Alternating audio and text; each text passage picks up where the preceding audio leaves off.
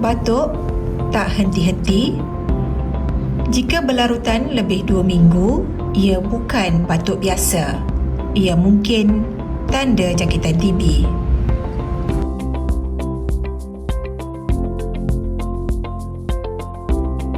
TB ialah penyakit berjangkit yang disebabkan oleh bakteria Mycobacterium tuberculosis yang biasanya menyerang paru-paru tetapi boleh juga menyerang organ lain. Seseorang yang dijangkiti TB biasanya mengalami batuk berpanjangan melebihi 2 minggu, demam atau berpeluh pada waktu malam dan susut berat badan serta kelihatan lesu. TB boleh merebak melalui udara. Jika seseorang yang dijangkiti tidak mendapatkan rawatan, ia akan menyebabkan jangkitan kepada orang sekeliling.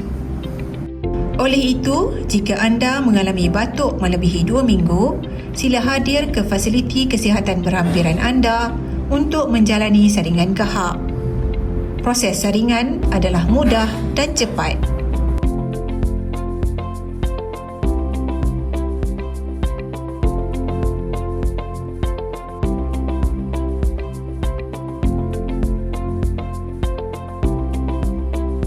Pemeriksaan awal adalah penting bagi memastikan rawatan boleh diberikan dengan segera jika dijangkiti. Seorang pesakit TB boleh sembuh sepenuhnya jika rawatan diambil secara sempurna.